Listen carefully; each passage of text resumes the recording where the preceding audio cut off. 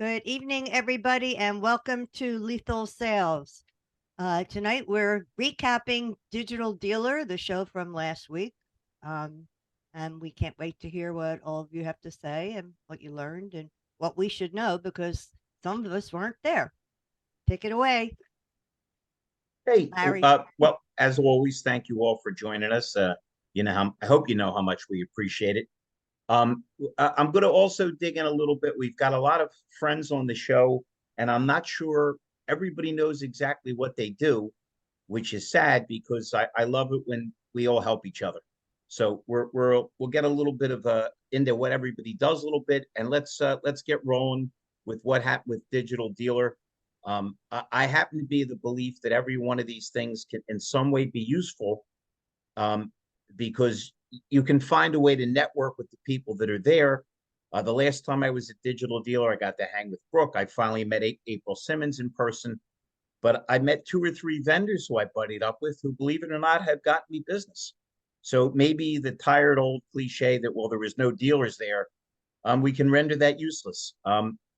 Let's say hear a few words from Peter, and then let's jump to Brooke. I know may have a limited time issue, and I know she lit up the Digital Dealer. So Peter, what do you have to say, my buddy? Well, thanks, Larry. Great to see everyone again this week, and I'm really excited to hear what everyone has to say about Digital Dealer. Unfortunately, I wasn't able to attend. I wanted to be there, but circumstances led me not to be there. So I'm very, very excited. And if people don't know me, I'm the founding partner and managing partner of Lion Partnership, and we go in and help dealers assess their pain points and find solutions to solve them. But Peter, before we jump to Brooke, you said you couldn't get there. Was it difficulties getting over the border from Canada or returning back to your country? I just want to kind of delineate that so I can make some notes. well, we bribe people going across with Tim Hortons, and then trying to get back. There's really nothing we can bring back to Canada, so they don't want us back. So it's a real tough one. Anytime you feel like taking some of our politicians back, be my guest. Brooke, tell us a little bit about your magical experience at Digital Dealer. Magical, man. It's magical as I got my voice back. That's the magical part. And it took Whoa. The last time you were there, I had to feed you cough drops. This is true, but that was only for one day. Like I normally leave, I'll lose it like the second morning, and then I'll have tea, and then I'm usually good, and it might be a little raspy, but not to this extent. I mean, this is like circa like laryngitis. It was not a good situation, but made for some good fun topics. So I'm Brooke Furniss.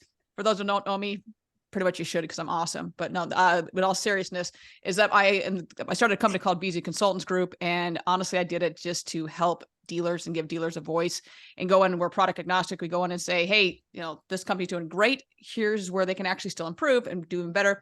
This company, not so great, but hey, let's see if they're willing to come to the table and actually be a partner, or they want to be a vendor and just continue to say, we want to charge you money.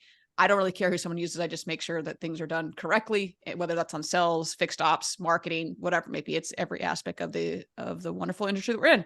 And then, of course, I host a podcast as well, which you all are awesome, and thank you for being a part of it. Super appreciate that.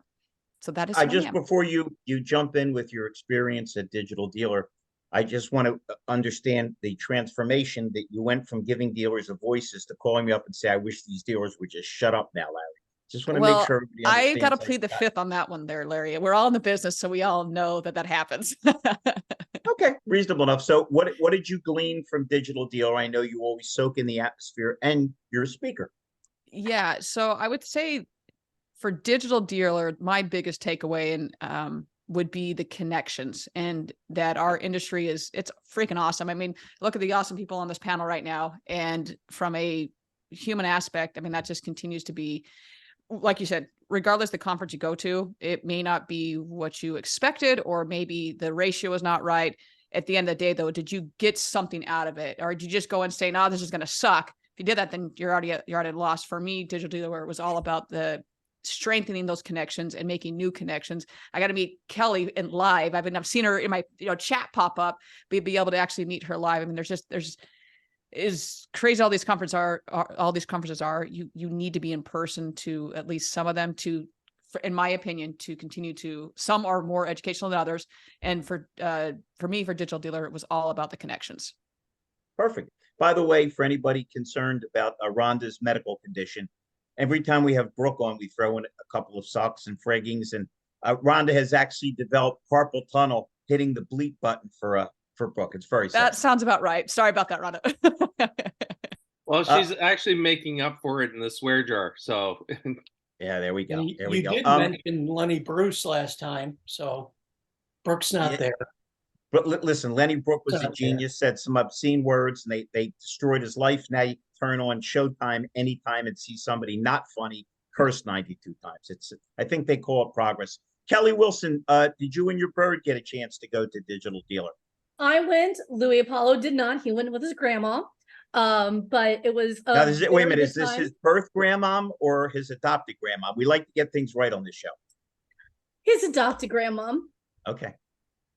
She fed him way too much. But I definitely did get to go, and it was really nice to be able to sit in on part of Brooke's roundtable for taking notes and getting some things down for getting back to Digital Dealer with those. I handed out about 50 of those resume cards and got to connect with a lot of people. Still taking time to get everything together and get some responses back out to some people.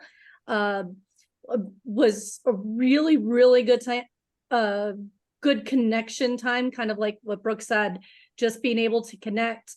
But as far as like my actual takeaways from the classes and breakaways I was able to sit in, no, you're not talking, I am.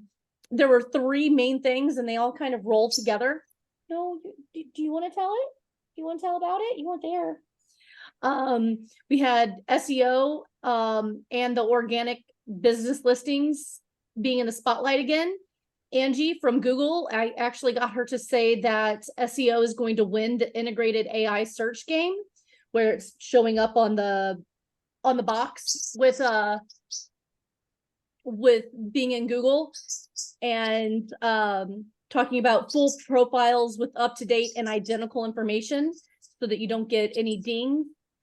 Human for human content, especially with the rise of AI, that apparently Google is going to start building in some AI sticks instead of carrots for putting on that content.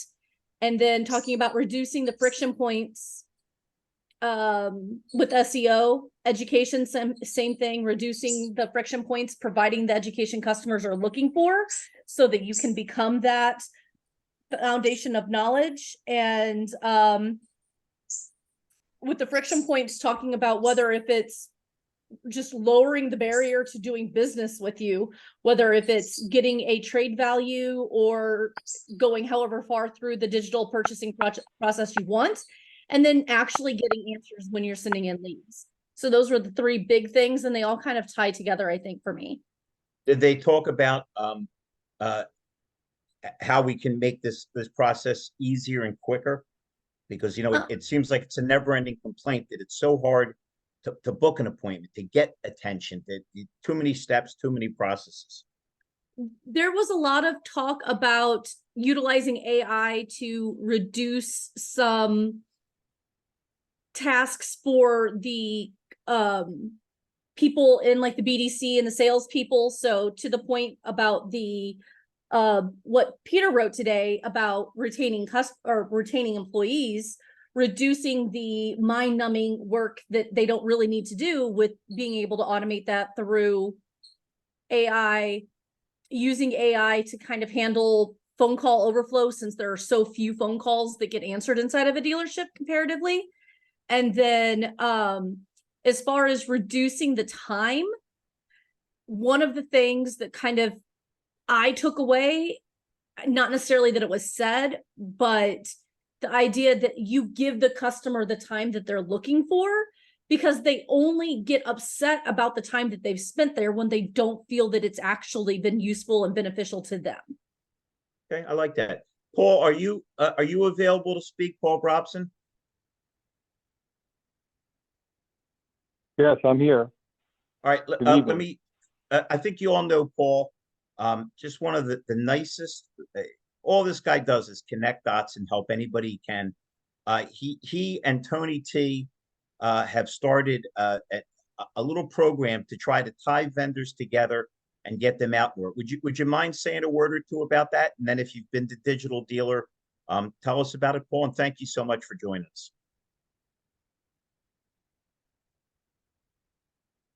Paul, did they say anything about how to use the microphone there? Because Yeah, mute, buddy. this is my tech expert. No wonder I'm in trouble. Right. And wait a minute.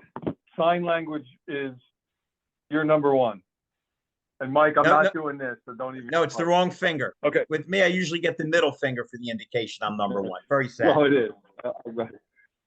No, thanks. I didn't go to this Digital Dealer, but I'm interested to hear what other people said. I've heard people, the last several days talking about it on Clubhouse. I've been to them in the past, and I think that an earlier point was made that it seems like dealer count has decreased, but the connections it's all about that. So from us as a vendor partner scenario, it's very refreshing because it allows us to connect with the people that, like you guys, all y'all. So that's always a good thing, no matter what it is, even if we're not talking about the car business.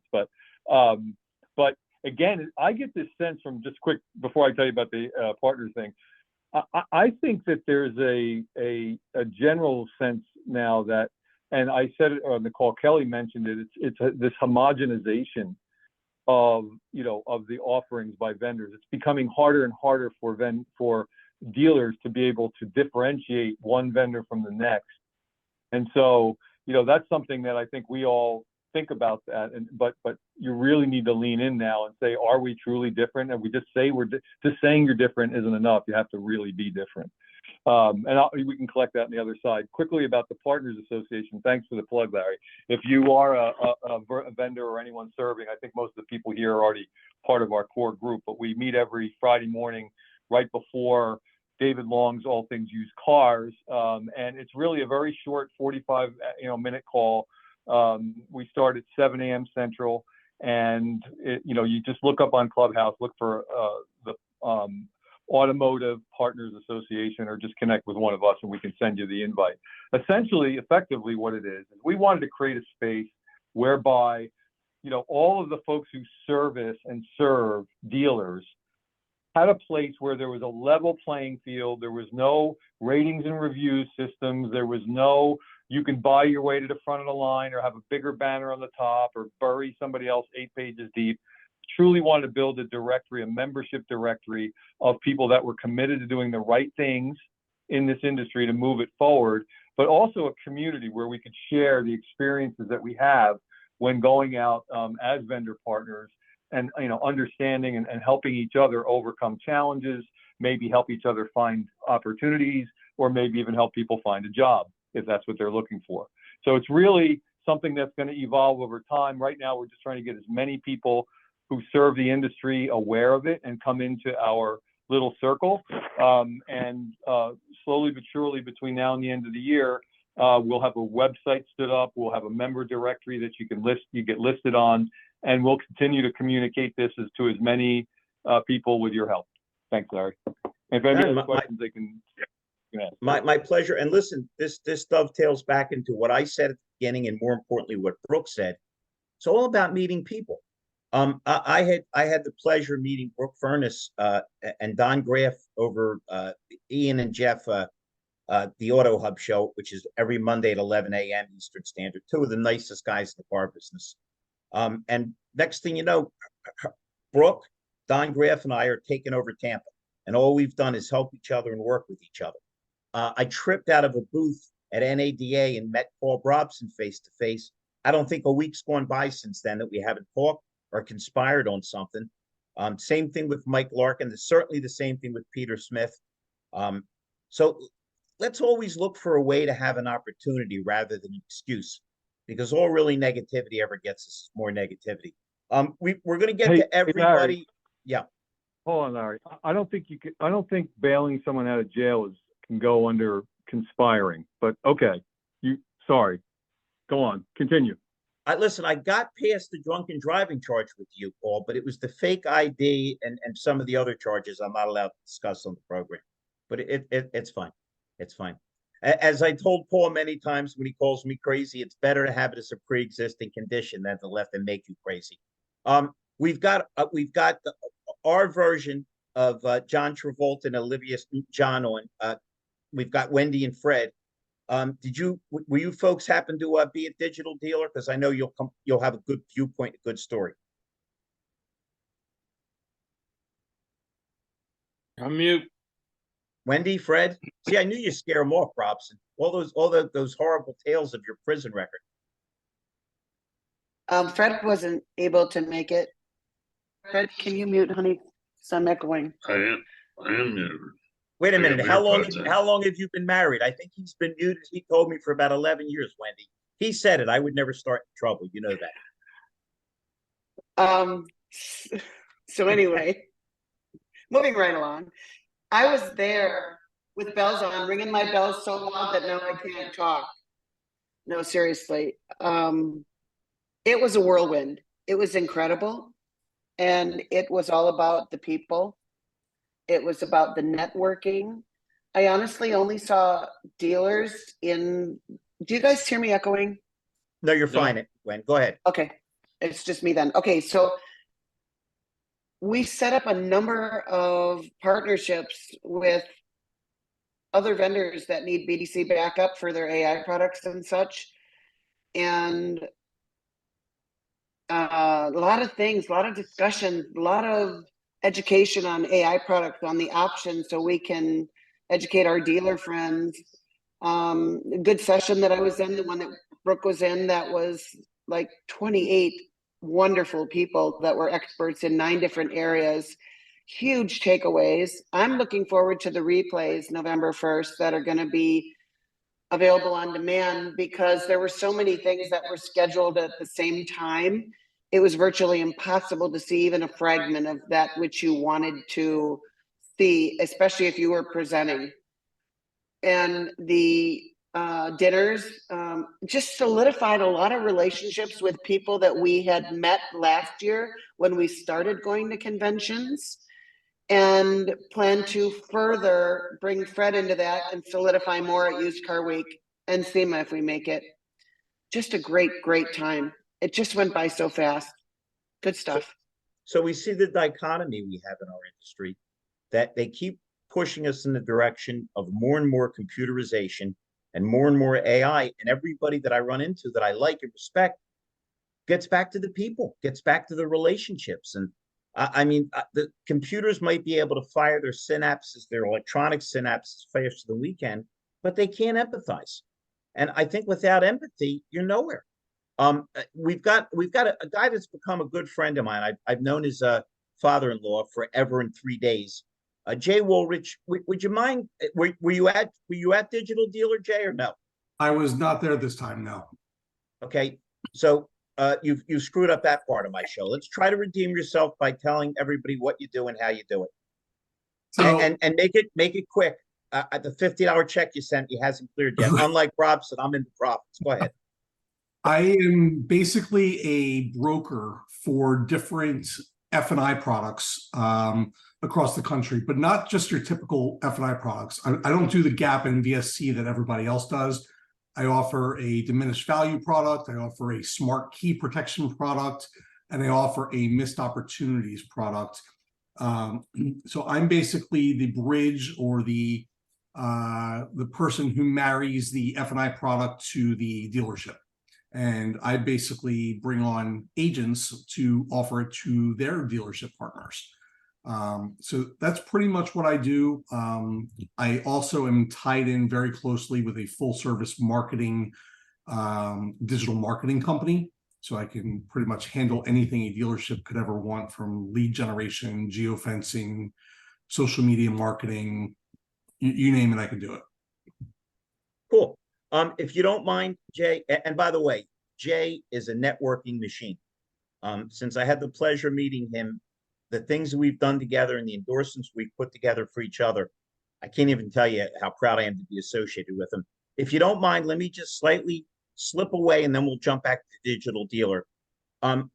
Peter Smith has become a fixture on this show, and I've become really good friends with him since we met at NADA the same time I met Paul. But I've had a few people say, man, this guy seems so smart and so sincere. The hell does he do? So Peter, stage is yours. Give us a 30-second elevator pitch on exactly what it is you do.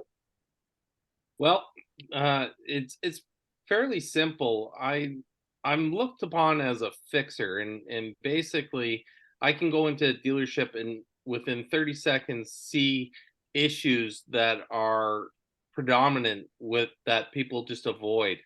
And as such, I plan solutions with my vendor partners to change that for the better and reduce the dealership's external and internal costs doing so. And it can take a day, it can take a week, or it can take longer. But typically, every single time, it's a massive savings of money.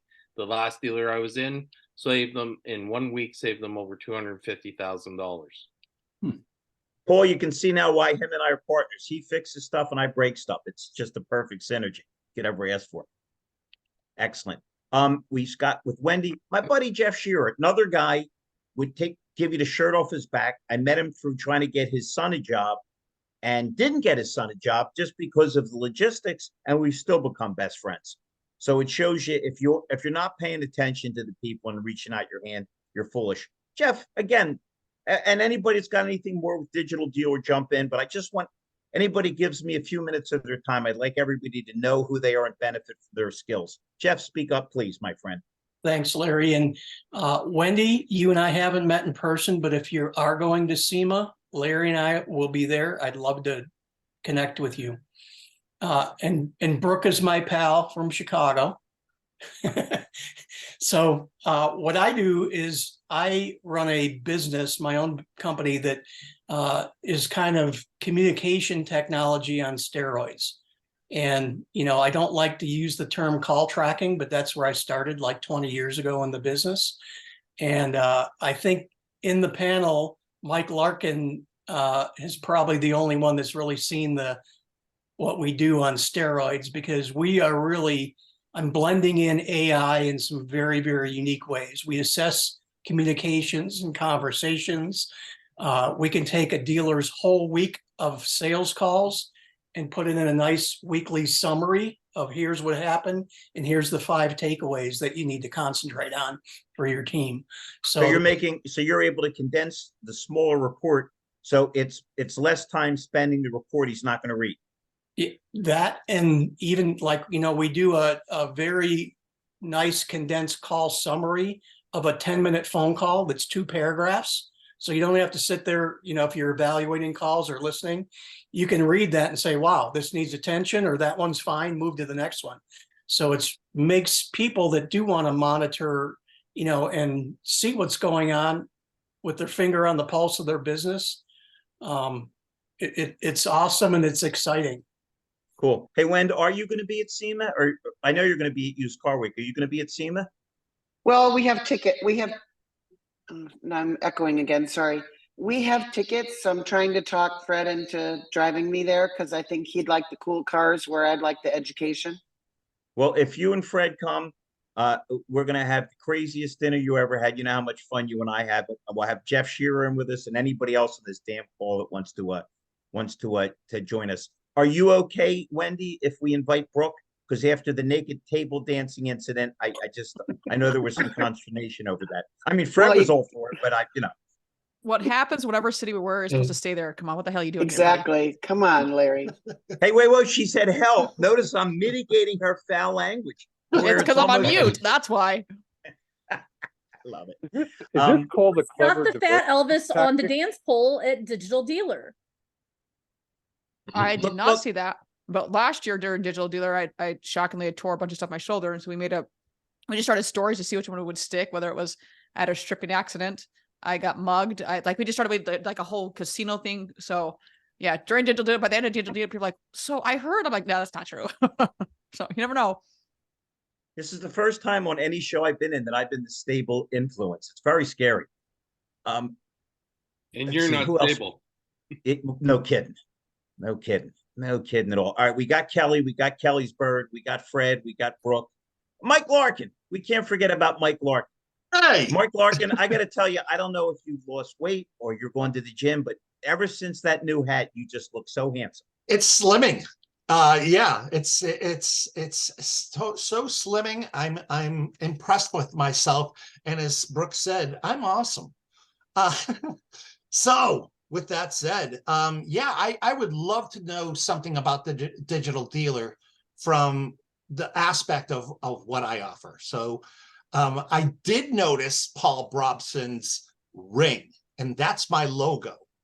So on your pinky ring, Paul, could you put that in the camera and see if I was right? Oh, he's on a call. Anyway, that's the clatter ring. Okay, it's my symbol. And it stands for, we love Here what it we're is. able to. Where is he?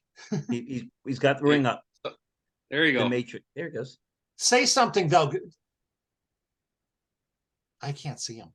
Is he giving you the finger? Yes, No, it's a middle indeed. finger. I know. Again, Just again. Yeah. So Testing. that's It's the Austin Powers it- finger. It's go screw Right. yourself, but not a lot. We get it. We get it. We're mitigating on this show. So it's so- from, yeah, it's a symbol from Irish lore. And I had to figure out a way because I couldn't use a symbol as a business kind of logo without having it mean something. So we love what we're able to do for our clients and partners. We are loyal to those partners and anybody we deal with. And the two hands coming together, we seek to establish lifelong friendships every single day. So with that, we're dealing with a different aspect of the car dealership. We're dealing from the outside in. In other words, many of our friends and partners work from the inside of the dealership or the inside of their website. We're dealing with the consumers looking at the websites are companies from the outside. So what are they doing? And so we've introduced rep videos, authority videos. What makes a video so valuable that it permanently gets on the first page of Google for that business? Put numbers, 19% annually increase in revenue. If that's not good enough, hey, whatever.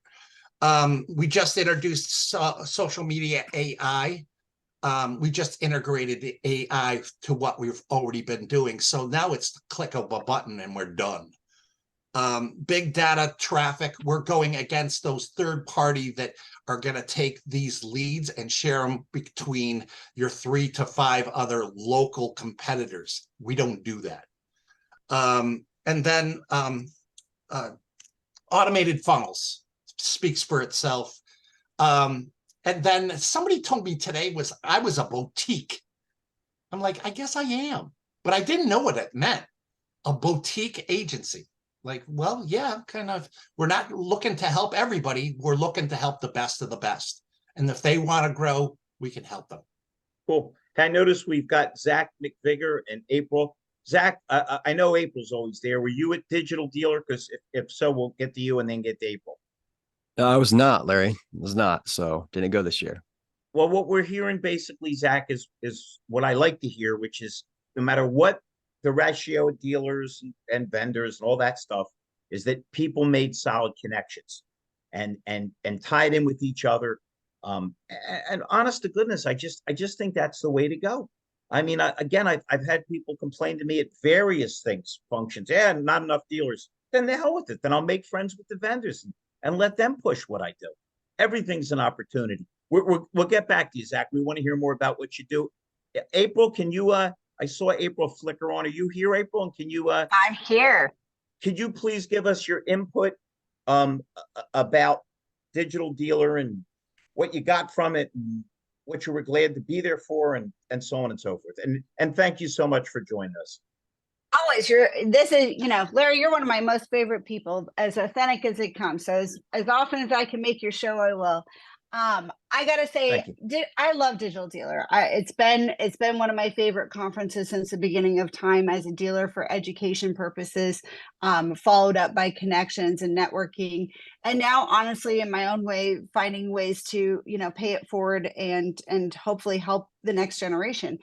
I will say I've had a lot of conversation with a lot of people who have reached out and asking me the same question, you know, how was it? Yes, the dealer turnout is low, but I think my personal gut feeling of what's happening is that there's just way too many conferences. It's to a point now, Larry, if I really wanted to, you know, go to a conference, there's one every week of the entire year. So you're now taking a small amount of dealers who even understand the importance of investing in time to get away from the store and to network and to educate and to do these things, and making it even smaller because there's just so many choices out there.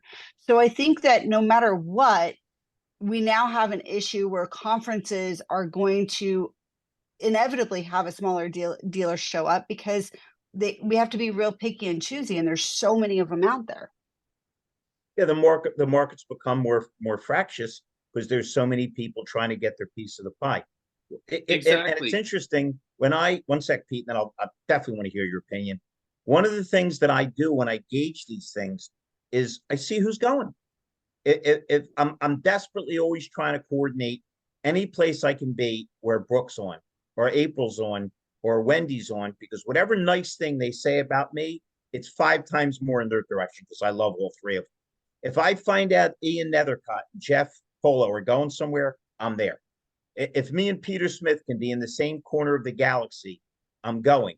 Because again, April and I bonded over this a long time ago. When all the tech talk has died down, it's still about people and empathy and how quickly did you answer the phone and could they hear you smiling over the phone. So let me ask a question, rather, because you also are incredibly authentic and smart. So what did you learn? Skip all the bull. You're smart enough to cut through all the malarkey anyway. What did you really learn? What one thing did you come away with and say, that's interesting. I didn't know I could do this with that, or I didn't know he did this. If you don't mind, April, because we really welcome your input. You know, I think at the end of the day, it's helping. The thing that has been most valuable now to me is actually been knowing who I can walk up to and ask the one-to-one question on a problem that I'm actually having, because I'm at a point now where, yeah, I've built enough connections. I know who knows what in what area. And so I had a couple of GA4 issues that, quite frankly, I found out was, while not across the board industry, there was a large percentage of dealers. So while I may have talked to a couple of dealers, they didn't have the problem, or I talked to a couple of vendors and they didn't see the problem. I was having intermittent problems that have been kind of across the board, just not as big. So that was one thing that was really helpful to me in this particular sessions that we had. The other thing that was really interesting to me was at my session, while there were way too few people to be having to choose way too many sessions, and therefore it watered down the attendance of all of the sessions, because I talked to the other 5 people that were on at the same time that we were, that, you know, Brooke was a part of and Wendy was a part of. Right. And they all had low turnout as well. But we had probably about a 60% vendor turnout to our session, which I thought was really interesting, because what it meant was that there were vendors showing up to truly collaborate. And I think that you have a lot of vendors out there now who are realizing that the big guys in their walled gardens, that everyone's had enough of it, vendors and dealers alike. And we're now trying to figure out, okay, how can we solve problems together and not have to even deal with the hubbub of the politics or the BS that's out there. So it was really kind of a fun, interesting time to sit down and really try to figure out, okay, what is really feasible in the next year to fix based on some of the technology that's out there, or the AIs or those things, and what really is probably still way too pie in the sky. So I really enjoyed that aspect of it as well, from a learning perspective on my side.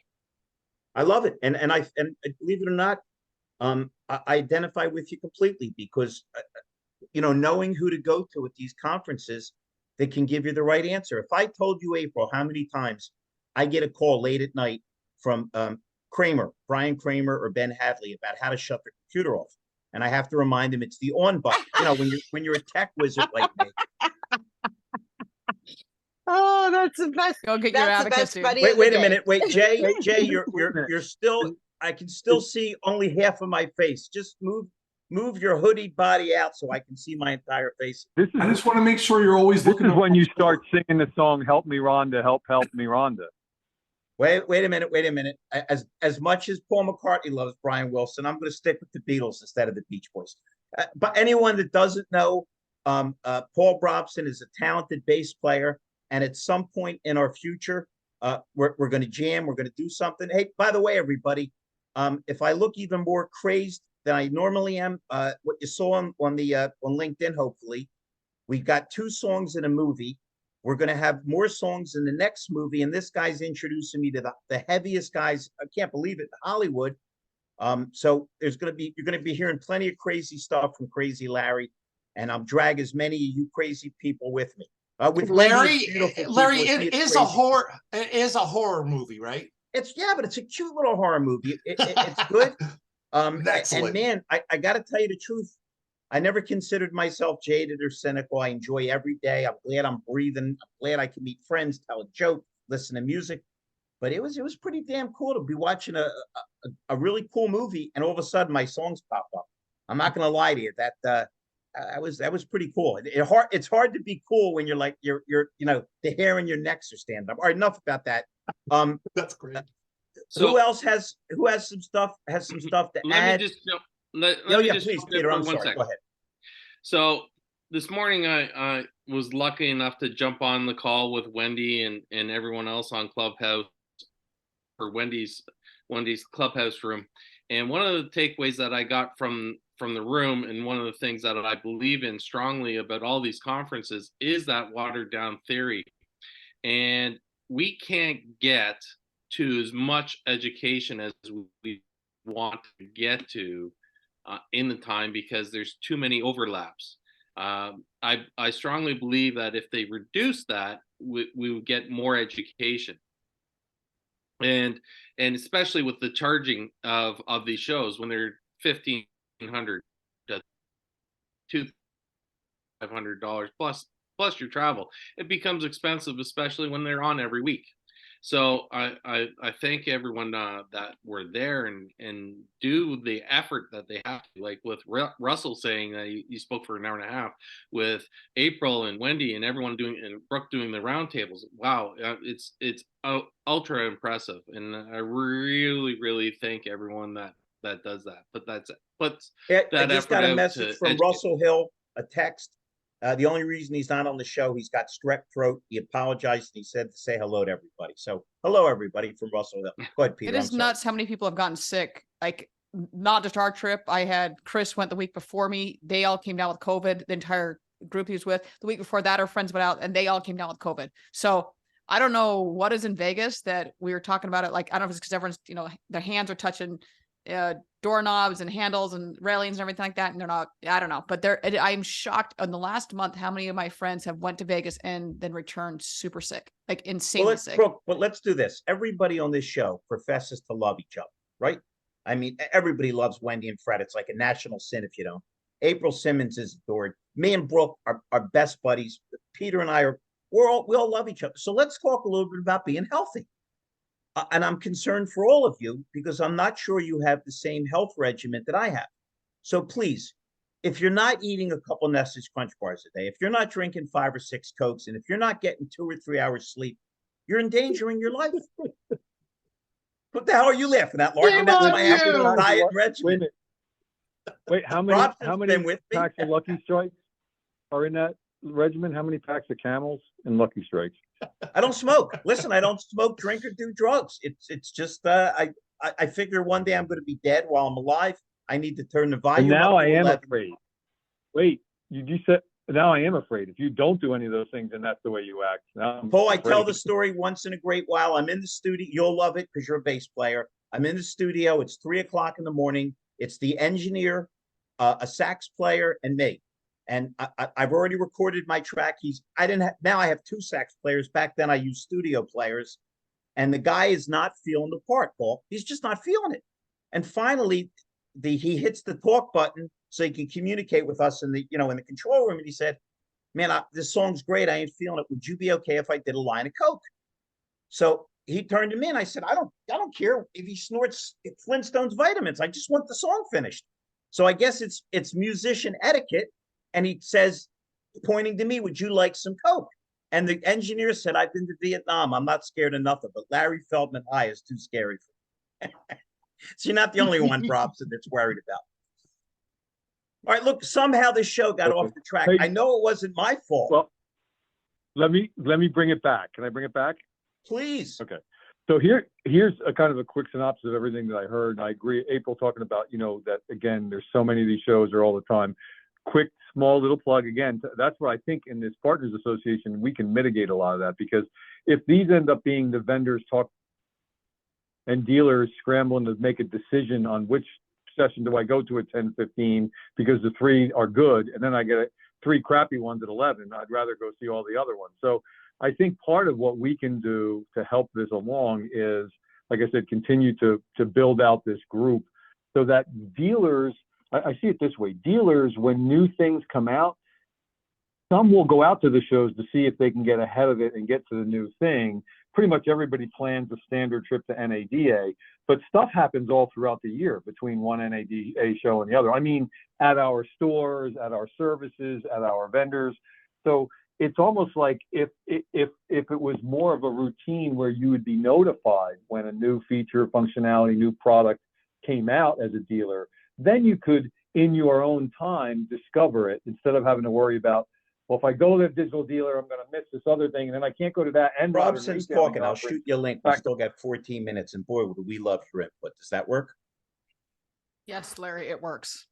Okay, it's David Long. He wants to get in. I sent him the link. He can't find it. So, Peter, can you shoot that link to David Long? Are you Yep. tied in with him? Yep, I can do that. Do it right immediately. Let's get him in here. Once again, I got to help David Long. I got to help Brian Kramer. I got to help Edley. When do we tech wizards get a rest? That's all I need to know. Did you get it to him? It's there now.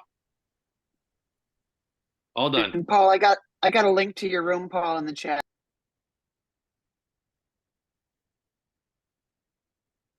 You the best, kiddo. And I just want to once again say thank you to April for giving me the comment of the month with gas. Give a shit. It's going to be used in many of my my posts for probably about 6 to 8 weeks. So thank you, April. While we're waiting for Mr. You're more than welcome. Yeah, listen, April's the best. You don't know her well enough yet, man. You talk about somebody that brings energy and has to put up with enough bureaucracy to make 10 people jump out of windows. She's the best. Zac McVicker, what's been going on with you, my buddy? Give us a 2-second plug as to what you do and how you do it and what you've been doing and all that. Yeah, no, just the same old, honestly. Got some really exciting things going on, but for the most part, I think really just to say it really just obviously you talk about connections, right? And really trying to help improve whatever it is for each other around us. Rather than talking about me, what I do, I think more about, you know what I mean? What can we do potentially to really benefit each other? And I know you're talking about Paul, I think you brought up the vendor network place, right? Well, what are the very specific things and just one idea to hopefully add some value to the conversation? What if we potentially created a way to help GMs buy or look at products, right? What if we created a way of like literally just some type of format that helps them really assess what questions to ask? What am I supposed to, like, what would I uncover in essence to really make more of an educated, right, a quantifiable decision? Because if we can eliminate I think really just the fluff and really help them guide them down and making a much more effective decision, it helps both sides out. And so that'd be the context. I think the ad that I do tonight, but Zac, I've developed that. It's called a cattle prod. First, you have to jolt these idiots out of their lethargy, and then maybe wake them up. Because it's so humorous that guys call me up and say, "Feldman, I heard you can get texts. Is it true?" Yeah. Oh God, you're saving my life. I never hear from them again. It's like thinking you're having a heart attack and not calling 911. So the first step, the Lord helps those that help themselves. The first step is being smart enough to know what you don't know and what the problem is. Do you agree, Paul? Yes, 100%. But to Zac's point, I think something that's interesting, if there was a standardized way, there's no standardized way to review, assess, like in other industries, for example, there's certain standards and things that you have to build it to.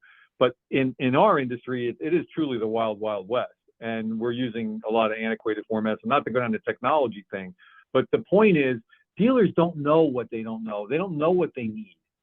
So what happens is they assume because, and Kelly was talking about this, that vendors are going out in the aisle saying, hey, like they know you, like they know your problem. Well, that you may have that problem, and we can just make assumptions about all dealers have inventory turn problems or whatever the case is, right? Or BDC lead follow-up problem.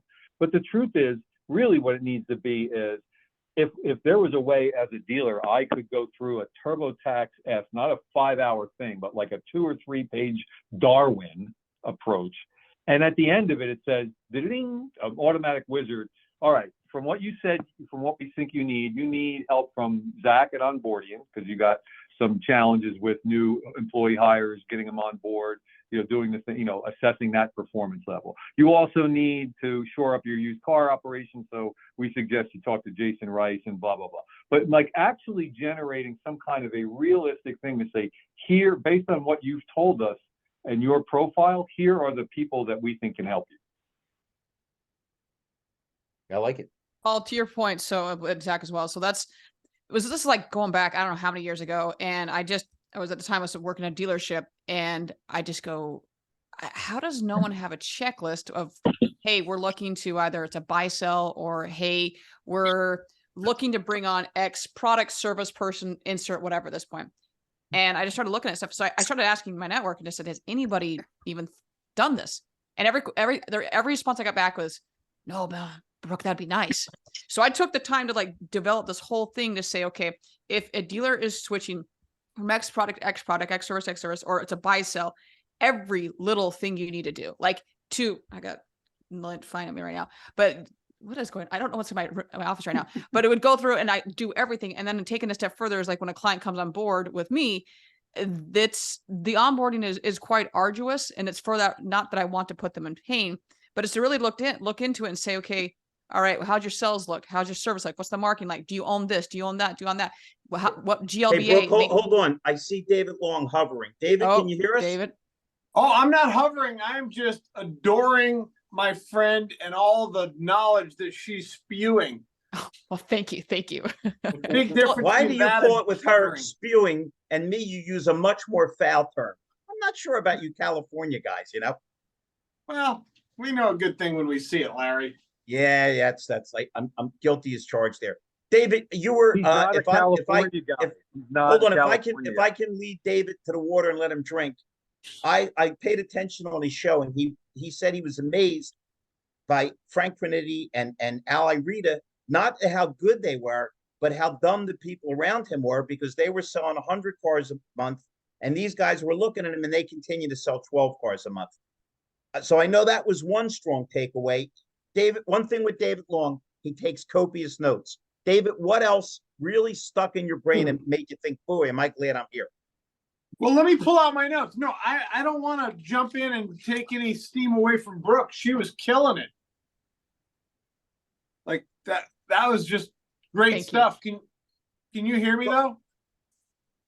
Yes, sir. Go ahead, Brooke. Brooke, finish, because you were killing it. Well, thank you. No, it just was so frustrating to me that like whether as a dealership there is no standardized, and so I took that and I literally just gave to anybody that wanted. So I'm like, this helps everybody. To everyone's point here, and the second part was that for clients, like I literally go through and we talk about not just the typical onboarding where it's like 5 questions. It's like, no, that doesn't give me enough information on what's your lead process handle like, what's your marketing. I mean, I believe it's like 200 lines of different things to ask. And it is without fail, every single client that comes on board goes, man, I didn't even think about this stuff. Like, I have no idea. Either I don't know, I never thought about this.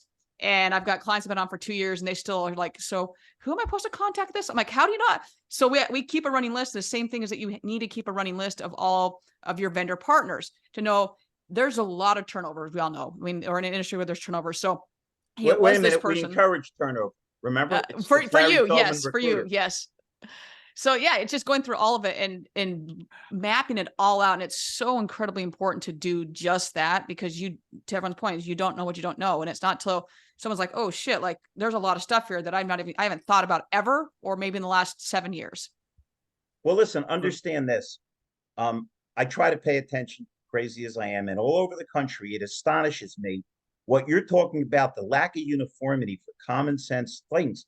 I cannot tell you how many dealers don't have sales service meetings, don't do used car walks, don't have save a deal meetings, and never have managers smart enough to pull a guy in and say, John, you're doing great, man. Is there anything I can do to help you be a little bit better?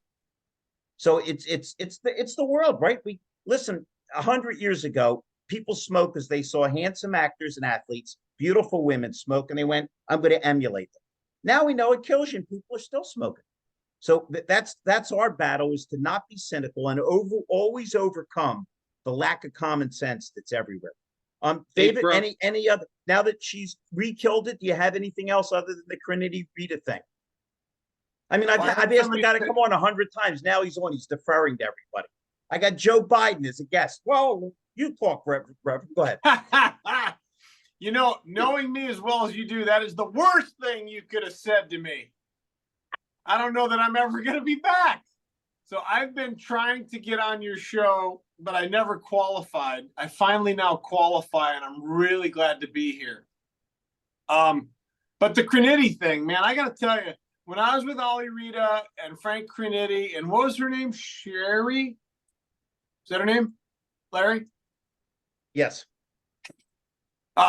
Sherry Shepard, I think it was. I can't really remember, but those three impressed me so much. Here's the three things I got.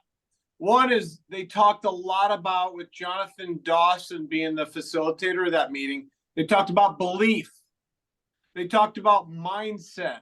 They talked about possibility thinking. And the thing that stood out to me the most, that I've just been thinking about and thinking about and thinking about, Tracy Shepard. Thank you, Wendy. The thing that I was thinking about the most is what Frank said offended him to no end. They were calling him 50 car Frank. And he said, Dave, that just irritated me to no end. And I'm thinking, man, if 50 Cent likes it, why can't you like it, right? Like, what's wrong with being 50 car Frank? I think that's so cool. He's like, I knew there was more. I didn't want anybody to put limits on me. I knew I could find 75 or 100. I just didn't know how. And then what he did was he looked and examined every single thing, to the point where he figured out how many steps it took to get to the finance office if he went to the right, and how many steps it took to get to the finance office if he went to the left. Wow. And lo and behold, he figured out he could save 9 steps by going one way versus the other. And that was the efficiency thinking, and that was the belief and the mindset and the possibility. If I do this, then that could happen. If I do this, then this could happen. And I got to tell you, those three people floored me, Larry. I did not expect you to ask me to speak. I just wanted to find your meeting so I could say that I attended one of them. That was the only reason I'm here. God bless you. Listen, even though David's very tall and I'm very short, we're both ballers. We both push you away from your ball hand and play defense. So let's talk about something athletically, that if you don't break the chains and stop saying I can't, instead of say, why the hell can't I? I'm going to throw something at David. We're roughly the same age and we love sports. David will tell you that it was unthinkable that anyone could ever run the mile in under 4 minutes. Till Roger Bannister did it, the next year 100 guys did it. When we stopped saying, oh, I don't know if I can. Penicillin was derived from moldy bread. It's strictly a matter of saying, why can't I? What the hell do I have to lose? Because for sure, if you don't take the shot, you ain't making it. And no, they always say it's short. It was actually Wayne Gretzky. Yes, it was. And let me put another hockey analogy in there for you, Larry. It's not about winning. It's hating to lose. And that's why hockey players are so competitive. They hate to lose. Okay, I'm an American, and you know I don't care about hockey, even though I'm from Philly with the Flyers. So I'm going to give you my favorite hockey story of all time, and it's true. I used to read all the newspapers, both New York papers, both Philly papers, and I'll never forget this. It was, I swear this is true. A guy playing for the New York Rangers got knocked cold, and the coach ran over and the trainer ran over. And he said, "Is he okay?" He says he's okay, but he doesn't know who he is. He says, "Good. Tell him he's Wayne Gretzky and get his ass back in the game." Yeah, I know that story. Know it well. Larry, you have some real rock stars on here. I scrolled down. I didn't realize you had so much power on one call. You know what it is, my buddy? I'm living proof that if you smile at people and show that you have some good intentions and you do what you say you're going to do, you can get some really nice, smart people on your side. Larry, how long did you have to call me before I actually took your call? Do you remember? Yeah. Well, here's what happened. See, he started this, so I'm going to finish it. Oh, God. I am the worst tech guy that ever lived. I happen to think I'm pretty damn likable and sociable, and I got better jokes than anybody, but I'm horrible. And a guy called me up, David, and saw me, I'm not making it up, saw me train 4 hours, and nobody wanted to leave the room. And he fell in love with me. And he called me up one day and he said, "Are you on Clubhouse?" I said, "I don't even know what the hell Clubhouse is." He said, "You should get on it. You take it over. You got that right personality." So that's Tuesday. The next day is Pitch Tank with the handsome David Long and the bearded Kyle Monsier. And here's how, forget about porn stars. Here's how large my testicles are. I'm not on the show. And at the end of the show, I say, "By the way, I have something that can bring value to even the other contestants." And David Long says, "Speak up. We love bold people." He said, "I can get texts." Kyle Monsier hired me in a second. I got him 6 texts in 5 months. We've been best friends. David Long, it was like Les Miserables. I had to track him down. I had to find them. I had to send up smoke signals, but I got you, didn't I? Well, because I would tell Larry to text me, and he says, "What's texting?" He was still sending smoke signals and homing pigeons, and I'm like, "David, I have a rotary dial on my iPhone. I'm a little far behind you guys, you know?" Unbelievable. But you got a real nice panel here, Larry. I'm glad I jumped in. Thanks for letting me have a minute. Pleasure. Thank you so much. All right, guys, I think we got great insights from David and from April and from Brooke and from everybody else. We appreciate you all. Anybody that wants to jump in under Paul Brobson's direction with the automotive, advisor partnership, all it's going to do is benefit everybody. It's a super nice group of people. As always, I just thank you all. I appreciate every one of you. David, if your guy will get me that ad, I'll gladly get you whatever you need to help you any way I possibly can. It's already in your inbox. Just one last second, everyone. Sure. Over the next 10 You're not going to talk about now, hockey, are you? No hockey talk, right? No hockey talk. No. Okay. Over the next 10 days, I'm finishing off an 11-part series article on the cost of turnover, which kind of associates with Larry's and I's vision moving forward with leadership training. So you're going to find a lot of interesting facts in those articles. So just take a look on my site and you'll find them. Cool. Yeah, props to him on that. I will say the first article is one of the best written that I've seen, so much so we shared it in the GM meeting yesterday and became a real good conversation starter. So good job on that, Peter. Great. Thank you, April. Guys, I thank you all. Please, everybody stay healthy. I look forward to seeing everybody as soon as possible. And thank you all so much for joining in. David, it was great to see you. Paul, Larry, Wendy, April, one more comment. What's that? Comment. Go ahead. One more comment. It's just from me. Can you hear me? Yeah, go ahead. I was just going to say, I keep hearing you and David talk about balling and your ballers. I've called both of you out on multiple occasions. You've never shown up. So now I'm going to place a new challenge in public. Group. We'll play Chicago one-on-one. If you don't know how to do that, ask David. He knows. And then wherever we are next, we're going to find a basket, get a ball, and we're going to do it. Agreed? I'm in. So Paul, just to go off of that, it was back like 2010, I want to say, our company, they were for our work, they were playing Lightning, right? I'm in my heels, and normally you guys see me in Georgia, but at the time I was just in heels and my dress and full out smoked the entire company in heels in Lightning. So just saying. I can't wait. But Paul, I'm on her team. I don't remember inviting you, Brooke, but okay. David Long, how did we go from you and me talking about Jerry West to get into the WNBA and hockey? Somehow I've lost control of my show. Listen, think about what we've covered here. I've been called Biden. I've been called out by a has-been. I've been told that I won't play them. Like, what kind of shit show are you running here? And I'm so the most Goes lively off the one you'll rails. find, my brother. I'm so glad that you're talking about a Canadian game too. And now we're going to hear the You're right. Naismith lecture. Yep. Yep, that With is the true. peach baskets. All right, everybody, please stay healthy. I hope we'll see you next week. We'll have another fun topic. And we love and appreciate every one of you. David, thank you for making it. We really did appreciate you. And every one of you, I'll look forward to talking to you and seeing you. Everybody stay healthy, and thank you so much. Good night, Thanks, everyone. Take Larry. care.